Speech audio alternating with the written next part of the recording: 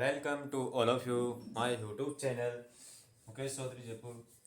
आज क्लास फिर से कंटिन्यू होने जा रही है, जिसमें बहुत लंबे समय के बाद फिर से शुभारंभ की जा रही है। इस क्लास में कुछ कारण की वजह से ये क्लासें फिर से लगातार कंटिन्यू सीरीज में चलाई जा रही है और आप सभी का हार्दिक स्वागत अभिनंदन मेरी क्लास में। आज की क्लास हम मैथमेटिक्स के जिसमें नंबर सिस्टम में आखिरी नंबर सिस्टम वाली चैप्टर में चल रहे थे, जिसमें अनेक प्रकार के प्रोग्रेस रिपोर्ट कर चुके थे। अब हम हमारे क्लास में इस क्लास के अंतर्गत नंबर सिस्टम को मैंने आपको बता चुका था कि अनेक प्रकार के नियम कर चुके थे। अब हम नंबर सिस्टम के अंतर्गत अंतिम सिरे की ओर पूछने वाले हैं। और जितने भी मेरे कहने का मतलब यह है, जितनी भी क्लास आपके पीछे हुई है क्लास नंबर सिस्टम की लगभग 7-8 क्लास हुई है, उसको लगातार कंटिन्यूस लीजिए और लगातार क्लास लेने से आपकी जो भी कमी है उनको दूर हो जाएगी। तो मेरे कहने का मतलब ये है, आप कनेक्टिविटी रखें और जिससे आपको भी फ़ायदा मिले और मेरे को भी फ़ायदा मिले। हाँ, तो अब मैं आपको बताऊं कि आज की क्लास की टॉपिक के अंतर्गत आप मैथमेटिक्स के अंतर्गत क्या पढ़ने वाले हैं। आज हम नंबर सिस्टम के अंतिम चरणों में पढ़ने वाले हैं, जिसमें नंबर सिस्टम के अंतिम चरणों के अंतर्गत बात करी जानकारी को दूं तो मैं जो भी आपके अभाज्य गुणनखंड फैक्टर होते हैं, उन अभाज्य गुणनखंडों की संख्या को आप फैक्टर किस प्रकार से निकाले जाते हैं, उन फैक्टरों को निकालने के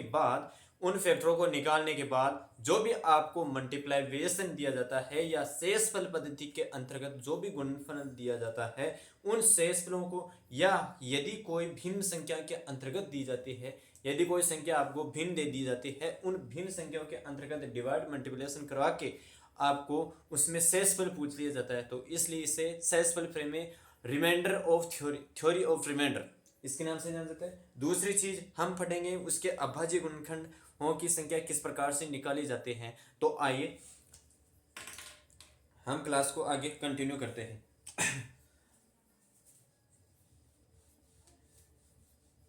ये सबसे पहले आज का टॉपिक हमारा है कि अभाज्य गुणनखंड संख्या है।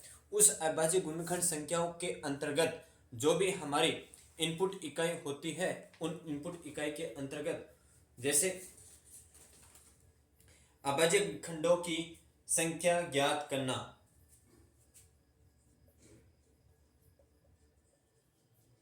अभाज्य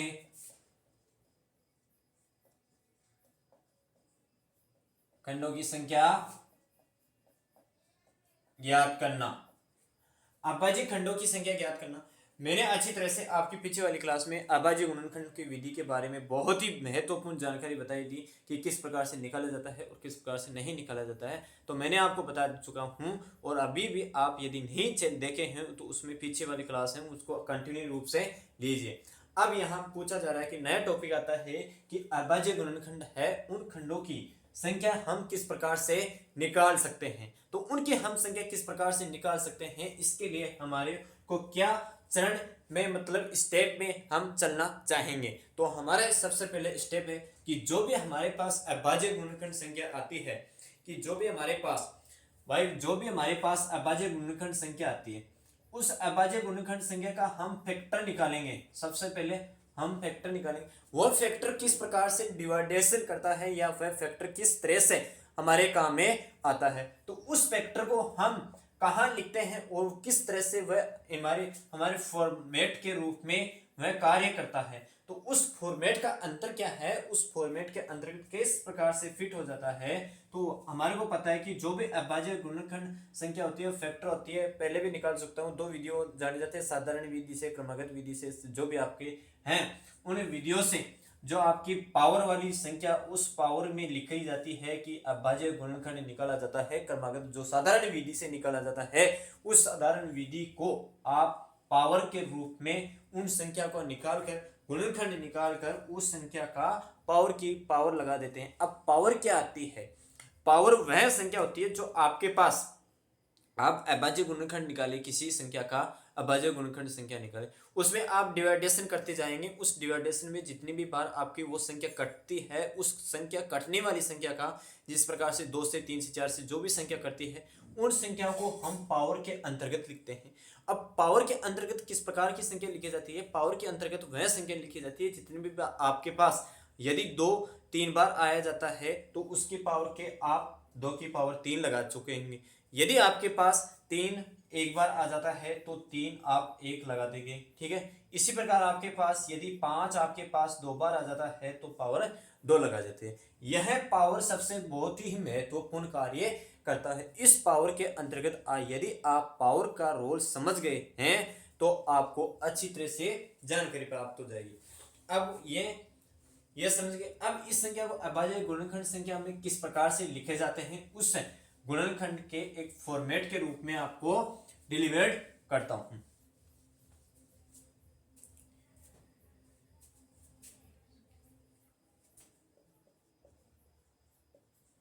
पावर वाली संख्या का अभाज्य गुणनखंड,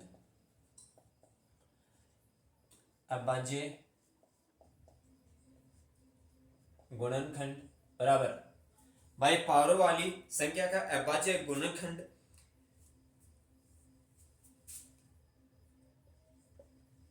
बेस के भाई बेस यानी आधार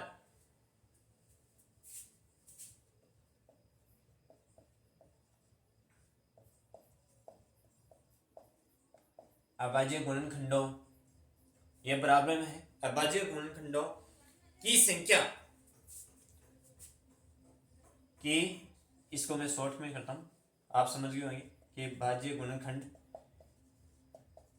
की संख्या भाई बेस यानी जो आपके पास कोई संख्या है, एग्जांपल के रूप में आपको बताऊं कि 5 पावर 2 इंटू 10 की पावर 2, जहां ये हो गया बेस और ये हो गया पावर, ये हो गया बेस और ये हो गया पावर, इसे ही कहते हैं। मतलब ये समझने का रूल इस प्रकार से समझा जा सकता है। अभाज्य बेस के अभाज्य गुणनखंडों की संख्या तथा पावर, अब जो आपके पास वो पावर लिखी जाती है भाई पावर वाली संख्या का गुणनखंड निकाला है, उन पावर वाली संख्या बेस का सबसे पहले आपको मल्टीप्लाई पावर जो आपको दी गई हो, जो संख्या आपको पावर के रूप में दी गई हो। अब मैं आपको आसानी से एक पर्सन के रूप में पर्सन लेके उदाहरण के रूप में प्रैक्टिस के रूप में समझाता हूं कि वह क्वेश्चन किस प्रकार से आपको सोल्व किया जा सकता है, कि इस सोल्व मतलब क्वेश्चन के आधार पर यह फॉर्मेट किस प्रकार से डिलीवर्ड करता है।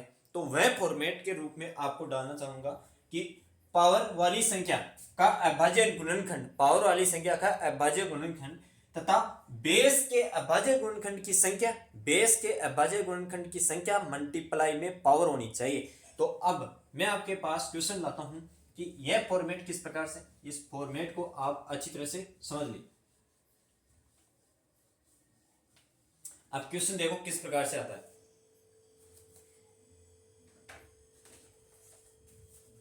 आपके पास क्वेश्चन है कि 24 पावर 18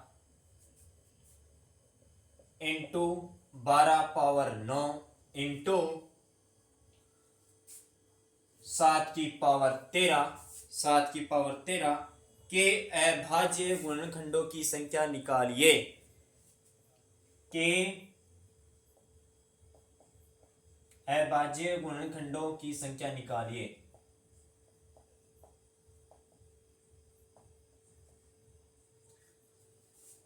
के अभाज्य गुणनखंडों की संख्या निकालिए। क्या निकालना है कि 24 की पावर 18, कि 24 की पावर 18, 12 की पावर 9 और 7 की पावर 13।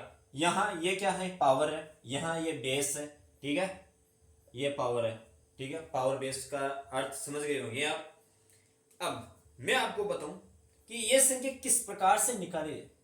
मैंने आपको बताया कि जो भी अभाज्य संख्या आती है उन अभाज्य गुणनखंड वाली संख्या का गुणनखंड निकालना है। तो आप इसको अच्छी तरह से लिख सकते हैं कि 2 इंटू 2 इंटू 2 और मल्टीप्लाई 3, 2 4 8 और 3 24। अब इस संख्या को आप इस तरह से भी लिख सकते हैं कि 4 3 12। इस संख्या को आप इस तरह से भी लिख सकते हैं और इस संख्या को आप इस तरह से लिख सकते हैं। तो 7 को आप किस तरह से लिख सकते हैं कि 7 के पास ऐसी कोई संख्या नहीं है जो 7 के अलावा और कोई संख्या से वे विभाजित हो जाए। 7 एक एनिमल अपने आप से विभाजित होगी जिसमें कोई रोल नहीं होता है। तो आपको मैं बताऊं तो यहां देखो, ये गुणनखंड विधि करने की विधि है एक अच्छी तरह से, जो जनरल के रूप में आपको बताया जा रहा हूं। यदि आप आसानी से माइंड के रूप में भी ये सेट कर सकते हो और अच्छे निकालने की, ये कच्चा काम है, कच्चा कार्य, ठीक है, कच्चा कार्य है। अब हमारा मेन क्वेश्चन क्या था कि इन संख्याओं की पावर वाली संख्याओं का अभाज्य गुणनखंड की संख्या किस प्रकार से निकाले जाते हैं, तो उस फॉर्मेट के अंतर्गत निकालना है। अब मैं आपको बताऊं कि यहां कॉमन देखो, आप 4 मिल रहे हैं क्या, यह मिल रहे हैं, नहीं मिल रहे हैं, तो 4,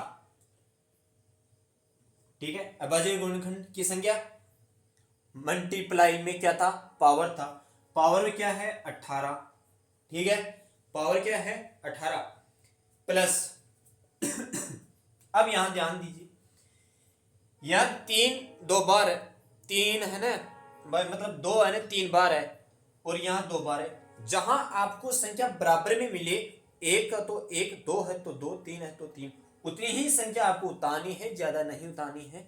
अब इसी प्रकार आपके पास 3 है तो एक संख्या है, तो आप 1 से संख्या 3 अभाज्य गुणनखंड संख्या इनटू पावर कितनी थी 9 थी, प्लस अब इसी प्रकार आपके पास 7 के अंतर्गत 7 एक ही है, तो आप क्या करोगे, आप उसके अंतर्गत एक, मतलब कहां थी आपके पास एक ही थी, तो 1 इंटू पावर 13, यहां आप उसको गुणा करके 36 72 प्लस 27 प्लस 13 ये संख्या आई, तो 7 10 82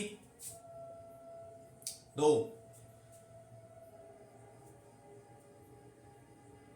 ऐसी 109 10 11 112 संख्या ये इसके गुणनखंड संख्या आई।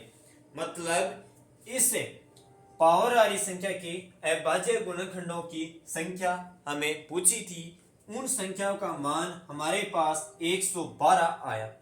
अब टाइम लगता है, हर चीज को, कॉन्सेप्ट को समझने के लिए टाइम समझता है, लेकिन आप प्रैक्टिस करोगे तो आपको ये टाइम जितना लगा इससे अधिक ज़्यादा नहीं लगेगा, क्योंकि लगातार प्रैक्टिस करने से हमारी टाइम की वैल्यू एक्यूरेसी बढ़ती रहती है। तो यहाँ आपको समझ में आ गया था वो फॉर्मेट किस प्रकार से था, और फॉर्मेट के अनुसार मैंने उस क्वेश्चन को डालने की, आपको समझाने की कोशिश की है कि पावर अभाज्य वाली संख्या का गुणनखंड निकाला, पहले तो निकाला, इनका गुणनखंड निकाला, ठीक है, फिर पावर वाली संख्या को जो भी पावर थी उनसे मल्टीप्लाई की, ये पावर थी, देखो ये पावर थी, ये पावर थी, ये पावर थी, इसको मल्टीप्लाई करिए अभाज्य गुणनखंड। अब इसी प्रकार एक नेक्स्ट क्वेश्चन कराऊं मैं आपको कि किस प्रकार से वे क्वेश्चन कर सकते हैं कि यदि आपके पास दोनों संख्याएं मल्टीप्लाई में दे दी जाती है और यदि दोनों ही डिवाइडेशन में दे दी जाती है, तो आप किस प्रकार से उस क्वेश्चन को सोल्व करोगे।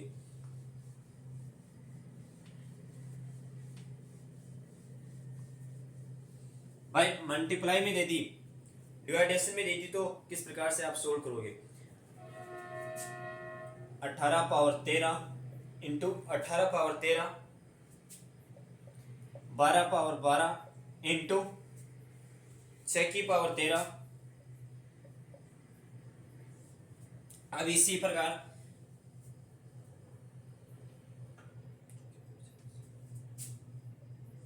9 की पावर 6 इंटू 10 की पावर 5, ये कोई संख्या है जिसमें अभाज्य गुणनखंडों की हमें को संख्या निकालनी है। देख लो, ये पावर है, ये बेस है, यही कार्य चल रहा है इसी के अंतर्गत कि पावर है, बेस है, सब कार्य आता जा रहा है। तो आपको मैंने बताया कि 18 आ रहा है, तो 18 के अंतर्गत आप कौन सी संख्या, ऐसी कौन सी संख्या कॉमन है जो आपके पास संख्या सम्मिलित रूप से मिल रही है। 2 3 इंटू 3, ठीक है, 6 36 18, मतलब 3 आ रही है, तो 3 इंटू 18 मतलब 13 है, पावर में 13 है। इसी प्रकार प्लस आपके पास आ जाती है कि 12 इंटू 12, तो 12 इंटू 12 का पावर कितना होगा, है कि 12 का पावर कितना होगा,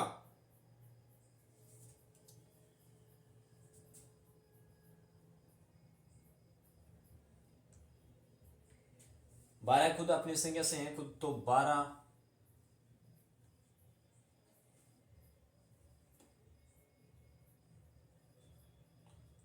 दो इंटू 3 यानी 6 तो 2 इंटू 3 कितना होगा, 2 रहेगा इसके अंतर्गत और 13 यहाँ रहा।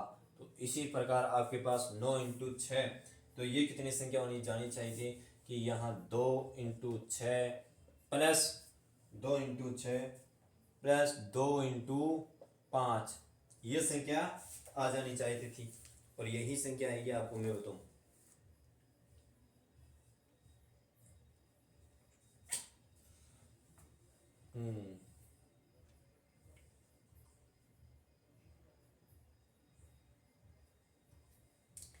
अब आपके पास ये संख्या आ गई। क्या ये संख्या डिवाइडेशन के आने के बाद क्या हम इस संख्या को सोल्व कर सकते हैं या नहीं कर सकते हैं? बिल्कुल कर सकते हैं, लेकिन आपको मैं बताऊं कि आपके पास यदि जटिल इक्वेशन बनती है यदि जटिल इक्वेशन बनती है तो उस जटिल इक्वेशन से बचने के तहत के कारण आप उसके अंतर्गत जो भी बट्टे वाली संख्या आती है उसको आप बराबर के अंतर्गत लाओगे। बराबर के अंतर्गत लाओगे तो वह संख्या आपके पास माइनस हो जाएगी। ठीक है, वह संख्या आपके पास माइनस हो जाएगी। तो मैं आपको बताऊं, यहाँ 12 और 10 यानी 12 प्लस 10 यानी 22 हो जानी चाहिए थी, ये संख्या आ गई। अब यहाँ देखो 13 3 39, 13 3 39 प्लस 12 प्लस 26, 13 दूना 26, तो यहाँ देखो आपके पास संख्या कितनी बनती है, और ये 22 है, तो ये संख्या 22 है। अब यहाँ संख्या को आप टोटल करना चाहते हो तो यहाँ देखो 9 11 11 6 7 7 1 4 77 माइनस 22 बराबर 55, यह संख्या आपके पास आंसर आया। 55 संख्या आपके पास आई। अब इस क्वेश्चन को किस प्रकार से हैंडल किया और किस प्रकार से हैंडल नहीं किया, मैंने बताया कि आपके पास है कि 18 की पावर 13, 18 की पावर 13 है, इंटू 12 की पावर 12 है, इंटू 6 की पावर 13 है, बटे के अंतर्गत 9 की पावर 6 है, और इंटू 10 की पावर 5 है। इसी संख्या को हम अभाज्य गुणनखंड की संख्या की विधि से निकालना चाहते हैं, तो उन अभाज्य गुणनखंड विधि को निकालने के बाद आपके पास 3 इंटू मतलब 3 कॉमन संख्या आई, 3 कॉमन संख्या आई, जो कॉमन संख्या आई उसको पावर से गुणा किया। इसी प्रकार 2 12 यानी आपको मैं बताऊं कि 12 है, इसको आप 2 इंटू 2 इंटू 3 के अंतर्गत करोगे। ठीक है, 2 इंटू 2 इंटू 3 के अंतर्गत करोगे। इसी प्रकार और पावर के अंतर्गत भी 12 है, पावर के अंतर्गत भी 12 है। तो आप इस संख्या को किस प्रकार से डिवाइड करोगे भाई, आप इस संख्या को किस प्रकार से डिवाइड करोगे, तो मैंने बताया कि इस संख्या को आप 2 यहां आ गए थे, इसी के अंतर्गत भी नहीं था कि 2 इंटू 3 बराबर 6 आ रहे थे, 2 इंटू 3 बराबर 6 आ रहे थे, तो 6 के अंतर्गत यहां एक आ रहा था, जबकि यहां 2 आ रहा था। तो आप किस संख्या को उठाओगे, आप ओनली एक संख्या को उठा सकते हो ना, 2 संख्या को नहीं उठा सकते। तो यहां इसका खेल खत्म हो जाता है। तो इसका खेल खत्म होने के कारण आप ओनली 12 करोगे, 12 इंटू 2 इंटू 13, तो यहां आपके पास 39, यानी जो आपके पास ये 9 इंटू 6 ये किस प्रकार से आए, ये आपके पास मैं बताऊं कि 3 इंटू 3 बराबर 9 आया। ठीक है, 3 इंटू 3 बराबर 9 आया, और 9 की पावर 6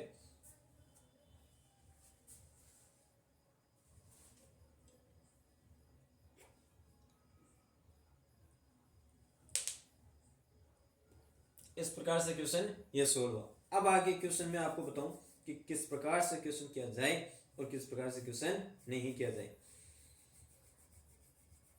कि आपके पास कोई संख्या आ जाती है कि 84 की पावर 143 कोई संख्या है, जिसका अभाज्य गुणनखंड की विधि से निकालकर उनकी संख्या निकालनी है, तो आप किस प्रकार से उस क्वेश्चन को हैंडल करोगे, मैं आपके सामने रखता हूं कि 84 की पावर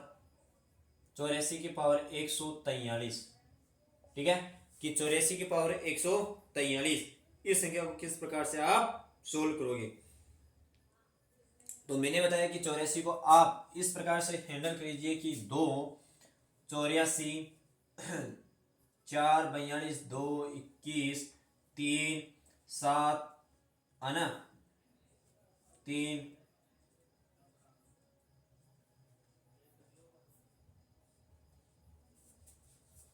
इस प्रकार से क्वेश्चन है। तो यहाँ देखो आपके पास जो भी संख्या कॉमन आ रही है उस संख्या को कॉमन आने वाली संख्या को आप उठा सकते हो, और जितनी बार उस संख्या की पुनरावृत्ति होती है उस संख्या को आप निकालोगे।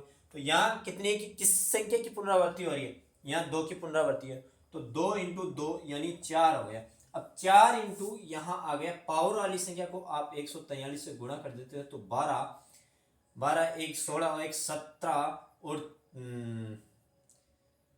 और 4 एकम 4 4 1 5 572 इसके आंसर आए। 572 वह संख्या मतलब अभाज्य गुणनखंड वाली संख्या करने पर आपके पास 572 आंसर आ जाते हैं। अब इस क्वेश्चन को या इस कॉन्सेप्ट को पूरा होते हुए करते हैं। अब दूसरे कॉन्सेप्ट पढ़ते हैं, जिस कॉन्सेप्ट को बहुत ही महत्वपूर्ण जो आप 6 एंड 7th क्लास में पढ़ते आते हो कि जो भी आपकी पुनरावृत्ति रेजनल नंबर आते हैं, गुणनखंड आते हैं, उनकी विधियों के अनुसार किस प्रकार से निकाला जाता है, उनको आप किस प्रकार से सोल्व करना चाहते हो। टेक्सन वाली संख्या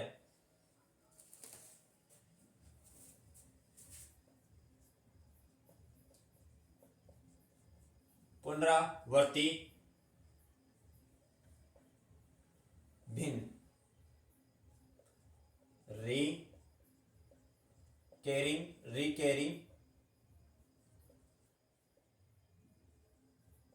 डेसिमल पुनरावृत्ति भिन्न नाम के अंतर्गत ही, मतलब जो आपका ये नाम है इसके अंतर्गत अर्थ छुपा हुआ है कि पुनरावृत्ति मतलब किसी भी शब्द या किसी भी अंक या मैथ में देख लो या किसी भी अर्थ में देखा जाए तो वह आपको पास यही कहना आएगा कि किसी भी शब्द की एक से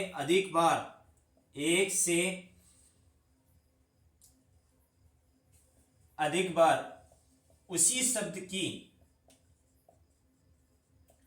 शब्द या अंक की पुनरावृत्ति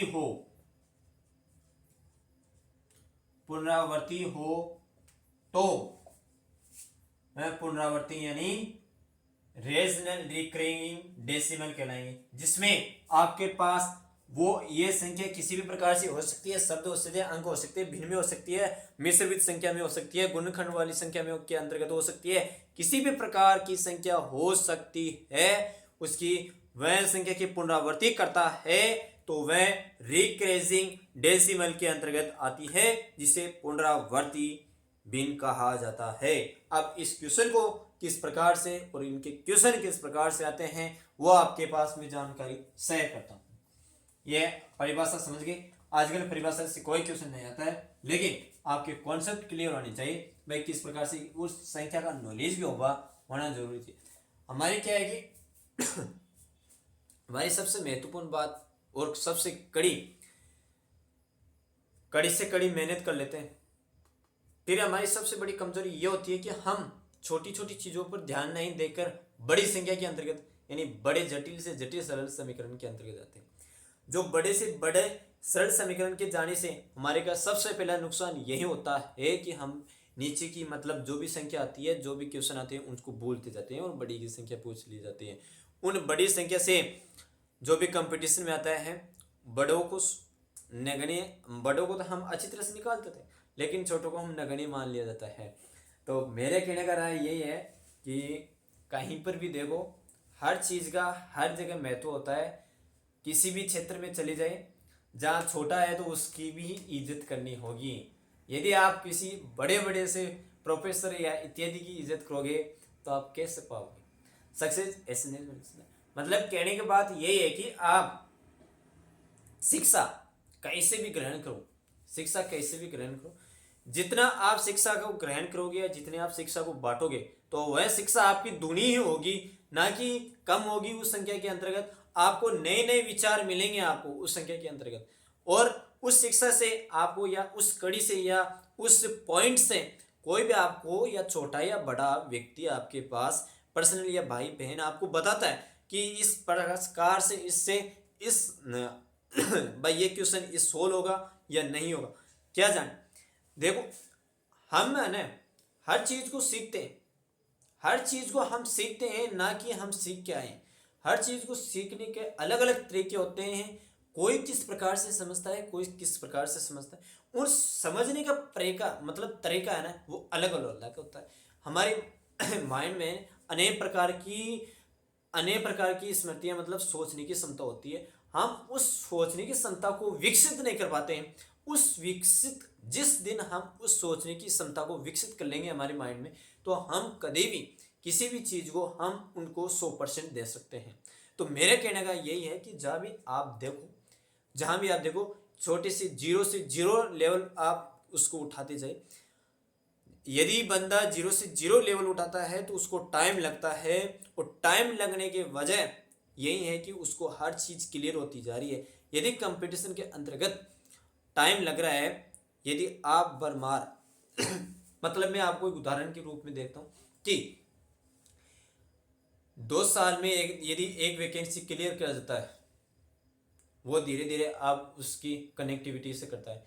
यदि कोई हमारे साथ हो, ऐसा भी हम भी करते हैं कंपटीशन की तैयारी, उसके अंतर्गत यदि 5 साल से वो बंदा कर रहा है, वही सिलेबस कर रहा है, उसी सिलेबस को दोहरा रहा है, तो वह सिलेक्शन के दौर में बहुत कम रिजर्व रहता है। तो मेरा कहने का मतलब ये है कि जिस भी आप अच्छी तरह पैटर्न भी सीखो, लेकिन जिस दिन आप अपने पैटर्न के अनुसार कार्य करोगे तो आपको शिक्षा अच्छी तरह से मिलेगी। और यह सबसे दिमाग में माइंड में बैठाने देना कि शिक्षा बांटने से ही बढ़ती है, शिक्षा बांटने से, शेयर करने से ही बढ़ती है। जितने आप शिक्षा को बांटोगे उतने ही आप।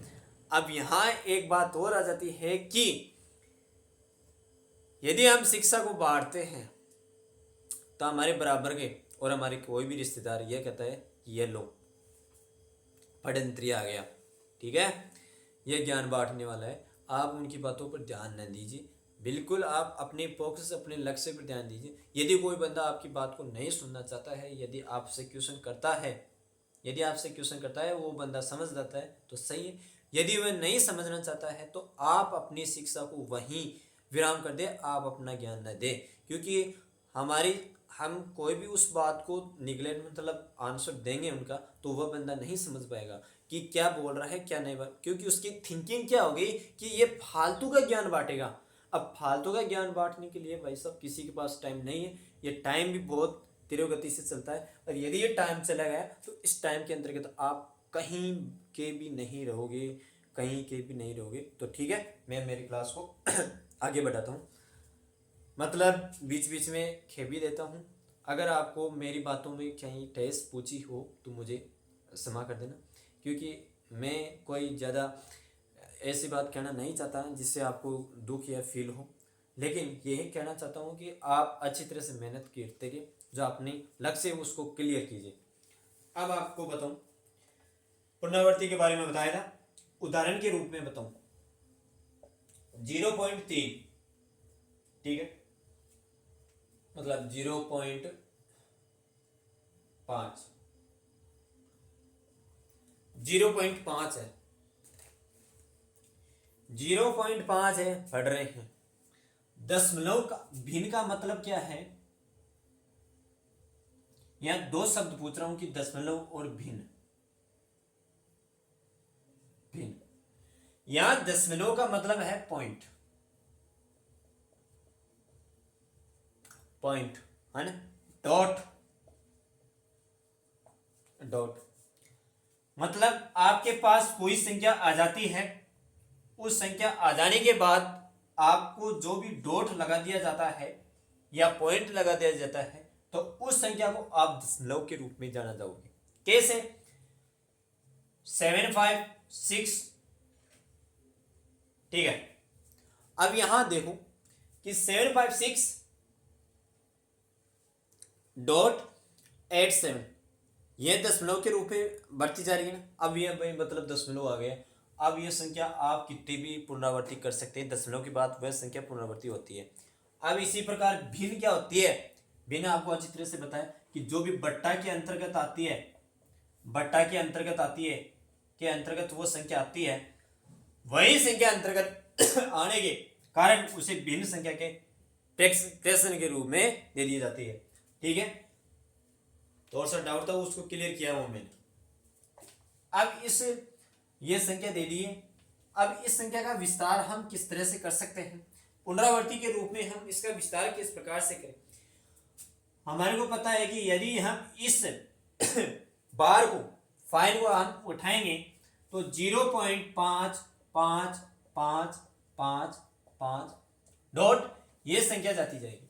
मतलब इस पावर को उठाने के बाद में ये संख्या एक से लगातार पुनरावृत्ति होती जाती है। इसी संख्या को, इसी पैटर्न को हम पुनरावृत्ति भिन्न संख्या कहते हैं। अब भिन्न कैसे हुई, इस संख्या को ये अंत तक कहां जाती है, ये संख्या अंत तक जाती है, ये संख्या अनंत तक जाती है। मतलब यहां ये फाई का चिन्ह हटाते ये संख्या अनंत तक गई। अब इस संख्या का अनंत तक जाने के कारण इसका रूप किस प्रकार से परिवर्तित किया जा सकता है कि यहां आपके पास ये संख्या आपके पास 5/9 लिखी जा सकती है। अब ये 5/9 किस प्रकार से लिखी जा सकती है, यह अगले 5 मिनट का इंतजार कीजिए, फिर मैं आपको बताऊंगा कि ये 5/9 किस प्रकार से है, 4/9 किस प्रकार से है, और ये संख्या अनंत कैसे हुई। अनंत तो यही आंसर हो गया कि ये फाइव का चिन्ह हटाते ही वह संख्या लगातार पुनरावृत्ति होती जाती है, जिसमें अनंत तक सीरीज में चली जाती है। लेकिन ये 5/9 किस प्रकार के आए, क्यों आए, क्यों जरूरत पड़ी इनकी, तो मैं आगे बताता हूं इसको। अब इसी प्रकार 0.6 तो 0.66666 अनंत, ये संख्या है अनंत। अब इस अनंत की संख्या को आने के कारण आप इस संख्या को भिन्न में किस प्रकार से लिख सकते हैं, तो आपके पास ये संख्या आपके पास आ जाती है कि 6 तो यहां 2 से कट रहा है, 3 से कट रहा है, तो 2 × 3, यह संख्या 2 × 3 से कट रही है। तो इसी प्रकार आगे क्वेश्चन कराता हूं कि किस प्रकार से आती है, किस प्रकार से नहीं।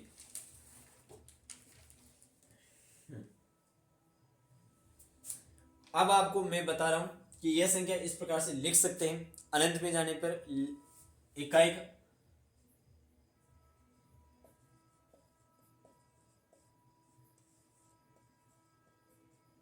अंक, जहां इकाई अंक मैंने सबसे पहले फर्स्ट क्लास में पढ़ाई थी कि अंक डिजिट 1 से लेकर 9 तक ही होते हैं और इकाई के अंतर्गत ही रहते हैं। यदि यहां संख्या बराबर में आ जाती है, बराबर में और संख्या बढ़ जाती है, तो उसे दाई के सैकड़े या हजार के रूप में दे दी जाती है।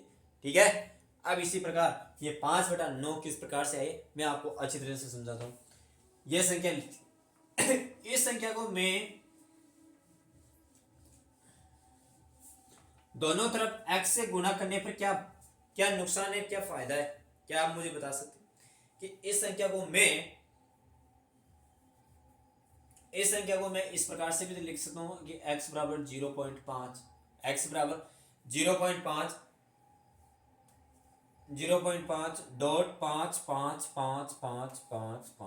बराबर अनंत तक। क्या मैं इस संख्या को इस प्रकार से लिख सकता हूं? बिल्कुल लिख सकता हूं। इस संख्या को मैं अच्छी तरह से लिख सकता हूं। यदि इस संख्या में ये आपके पास स्पष्ट समीकरण आ जाता है, इसको आप 10 से गुणा कर दिए जाते हैं, तो आपके पास ये संख्या किस प्रकार से विभाजित हो जाती है। तो आप 10 से गुणा करोगे, इस संख्या को 10 से गुणा करोगे तो 5.5 मतलब 5 पॉइंट के बाद में 5 रेशनल संख्या आ जाती है और वो भी अनंत तक आएगी, वे भी संख्या अनंत तक आएगी। और ये कौन सा समीकरण हुआ? ये आपके पास दूसरा समीकरण हुआ। अब यहाँ आपके पास फर्स्ट समीकरण से दूसरे समीकरण को घटाने पर, मतलब दूसरे समीकरण से फर्स्ट समीकरण घटाने पर आपके पास 10x - x बराबर 5.5 -0.5 यह संख्या घटाई, तो आपके पास कौन सा आंसर आया? कि आपके पास कौन सा आंसर आया भाई? आपके पास यही तो आया कि 9x, कि 10x में से एक x गया तो 9x, और यहाँ देखिए 5.5 यानी 0.5, तो यहाँ 5.5 यही आया भाई, यही आया। अब इस क्वेश्चन को किस प्रकार से कर सकते हैं? 5.5 तो x का मान हमारे को निकालना है, तो 5/9 ये संख्या आ गई। तो यहाँ मैंने आपके पास 5.9, ये कौन सी संख्या के अंतर्गत आई? ये भिन्न संख्या के अंतर्गत आई ना, भिन्न संख्या के अंतर्गत आई। तो कह रहा हूं कि आप उस संख्या को अच्छी तरह से विस्तार कीजिए। उन संख्या का विस्तार करने के पश्चात आपके पास वह संख्या अपने आप में आप x से गुणा करके कर सकते हैं, लेकिन आपको इतना सोल्व नहीं करना है। मैं आपको प्रैक्टिकल के रूप में बताया हूं कि इस प्रकार से हो सकता है। आपको ओनली फाइनल रिजल्ट यही याद करना है कि 5/9 आते हैं। ठीक है, कि आपके पास कोई संख्या आ गई 5/9, तो इसका फाइनल भिन्न में संख्या, ये दशमलव संख्या है तो उसका दशमलव संख्या है तो उसमें भिन्न में किस प्रकार से चेंज हो गया, तो 5/9 हो गया। इसी प्रकार 0.4, तो इस प्रकार से किस प्रकार में होगी, तो 4.9 इस संख्या के अंतर्गत आ जाएगी, इस संख्या के अंतर्गत आ जाएगी। अब यहां एक और संख्या दे दूं कि 0.45, यानी 45 तो नहीं बोलना चाहिए, कि जो भी जीरो आ जाता है पॉइंट लग जाता है, उसके बाद हम एक एक संख्या काउंटिंग करते हैं, एक साथ उस संख्या को नहीं बोल सकते।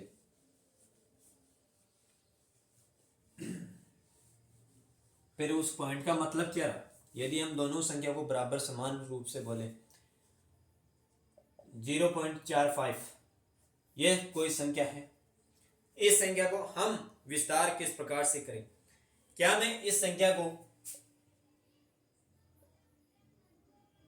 0.4545454545 अनंत तक लिख सकता हूं, अनंत तक लिख सकता हूं कि x बराबर 0.454545 अनंत संख्या तक लिख सकता हूं।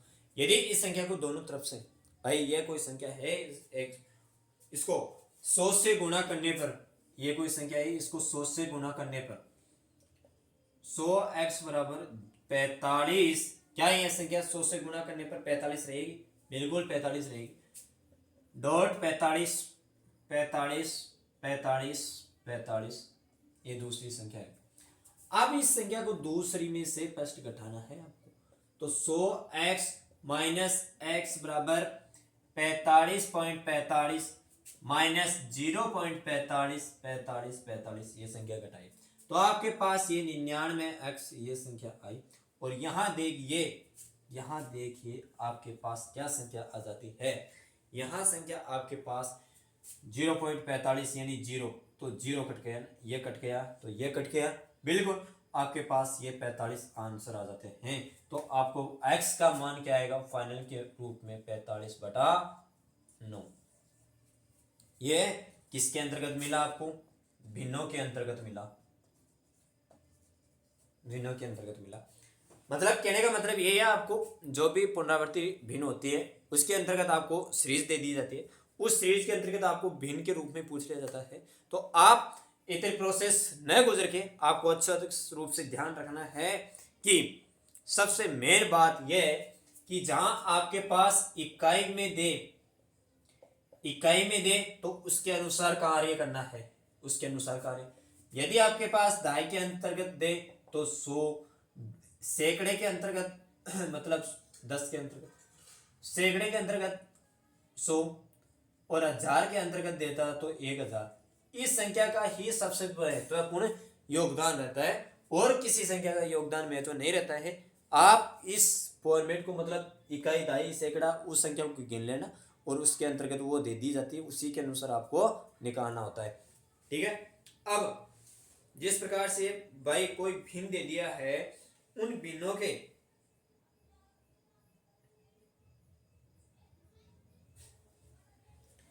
पुनरावृत्ति भिन्न दे दी, उनमें गुणनफल पूछ लिया जाता है, तो आपका मान किस प्रकार से आता है? तो मैं आपको वह क्वेश्चन करवाता हूँ। इन रिकरेजिंग डेसिमल के अनेक प्रकार के क्वेश्चन होते हैं, वो क्वेश्चन करवाता हूँ मैं आपको।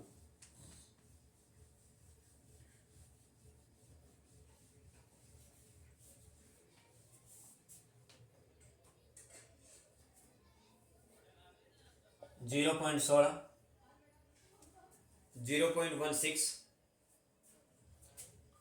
प्लस 0.17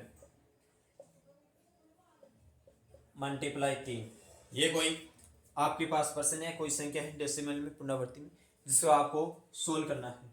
तो मैंने बताया कि इसको संख्या को हम 16/99 लिख सकते हैं, बिल्कुल लिख सकते हैं ना 16/99।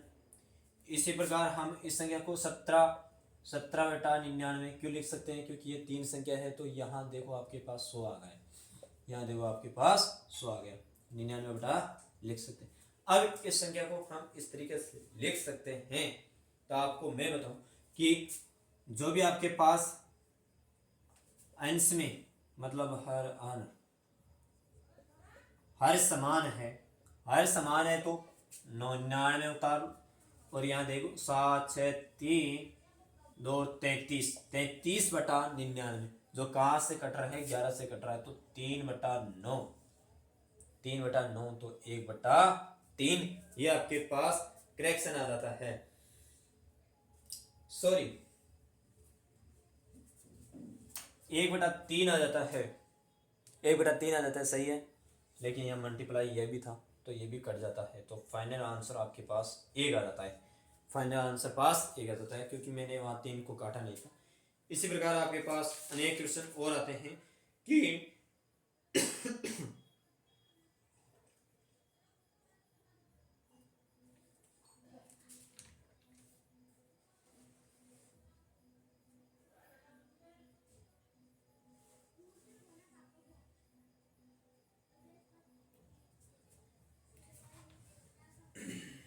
कि 0.457 डेसिमल, ये कोई एग्जांपल है। 0.457 पर 57 पर है। अब इस संख्या को हम किस प्रकार से सोल्व कर सकते हैं, यहाँ एक शॉर्ट तरीका है, यहाँ एक शॉर्ट, उस शॉर्ट मेथड को आप अपनाइए और इस क्वेश्चन को सोल्व कीजिए। क्योंकि बड़ी संख्या में आप जाओगे तो वहां फंसोगे, तो आप शॉर्ट तरीका अपनाइए। कि यहाँ देखो आपके पास ये कितनी संख्या आई, 1000 की संख्या आ गई, ठीक है, 1000 की संख्या आ गई भाई, 1000 की संख्या आ गई तो आप किस प्रकार से करोगे। तो जहां आपके पास आप इस संख्या को लिखोगे, आपके पास 457 आंसर आ गया। बिल्कुल आप इसका ये 1000 का डिवाइड करोगे तो आपके पास 457 बच जाएगी ना, 457 बच जाएगी। और जहां आपके पास जो आपका डेसिमल करेक्शन रिएशनल नहीं लगा हुआ था, वह संख्या आप उसमें घटाओ, वह संख्या आप उसमें घटाओ। उस संख्या में घटाने के पश्चात भाई, उस संख्या में घटाने के पश्चात आपके पास जो भी यहाँ आप कितना बचना चाहिए था, कि आप 10 से यहाँ डिवाइड किए तो 999 बचना चाहिए था, 990 बचे। तो आपके पास ये आंसर फाइनली आंसर आता है 453/990, ये आपका फाइनल आंसर आ गया, ठीक है। ये फाइनल आंसर क्या हो गया, 453/990 की 0.457, यानी ये डेसिमल ये रेशनल दोनों के अंतर्गत है। जहां रेशनल लगा होता है उस संख्या को आप तो पहले तो डिवाइड करना है, पहले तो आपको डिवाइड करना है भाई, कितनी संख्या है कि वह 1000 में, या 1000 में है, सैकड़े में है, दाई में है, इकाई में है। उस संख्या को डिवाइड करके पूर्ण रूप से उस पूरी संख्या को आप एक तरफ उतारिए, मतलब संख्या को उतारिए, संख्या को उतारोगे, उस संख्या को उतारने के पश्चात माइनस करना है, माइनस वह संख्या करनी है जिस पर रेशनल नहीं लगा होता है, रेशनल नहीं लगा होता है, रेशनल नहीं लगा होता है। और जहां आप भाग दोगे उसमें 10 कम करना है, क्योंकि 10 कम क्यों करना है, क्योंकि आपको पास 10x माइनस 1000x यह घटाना पड़ता था ना, तो आपके पास 990x आ गया ना, आ गया ना। दो समीकरण बनाते हैं, दो समीकरण को बनाते हैं, उन दोनों समीकरणों को घटाने पर आपके पास 10 का अंतर आता है ना, तो यहाँ आपके पास उस संख्या के अंतर आता है, उसी संख्या का डिवाइड करना है और उसको लिख देना है। तो ये किस आज की क्लास को मैं यही विराम करता हूँ, और अगली क्लास में इस चैप्टर का अंतिम एंड हो जाएगा, जिसमें नंबर सिस्टम की जितनी भी प्रॉब्लम थी सोल्व थी वो क्लियर हो गई है, और अगला चैप्टर आपके पास एचसीएफ एलसीएम का चलेगा, ठीक है। अगला चैप्टर एलसीएम का चलेगा, और जो भी क्लासें पीछे हुई है कंप्यूटर की हुई है और मैथमेटिक्स की हुई है, त्रिकोणमिति हुई है, जितनी भी क्लास हुई आप कंटिन्यू लगातार लीजिए, ये सीरीज अब लगातार कंटिन्यू रहेगी, इसमें कोई दिक्कत नहीं आएगी। ठीक है, घर भी प्रोग्राम होने की वजह से ये लेट हो गई क्लास। और आपको मैं यकीन दिलाता हूँ कि अनेक प्रकार की वैकेंसियाँ आ रही है, लगातार आप अच्छी तरह से तैयारी करते रहिए, आपको अच्छी रूप से सफलता मिलेगी। ठीक है, और यदि आप चैनल पर फर्स्ट बार हो तो लाइक शेयर सब्सक्राइब कीजिए। आपका हाथ सपोर्ट, आप इस चैनल को अपना समझकर सपोर्ट कीजिए, जिससे आपका भी फायदा हो। ठीक है, आपकी मतलब आप मुझे यहाँ खड़े होने से कुछ नहीं होगा, लेकिन आप मुझे सपोर्ट करोगे तो आपको अच्छा मटेरियल अवेलेबल होगा, इसमें कमी नहीं होगी। किसी भी प्रकार से त्रुटिपूर्ण या दोष पाया जाता है तो आप मुझे कमेंट बॉक्स में शेयर कीजिए। Thank you.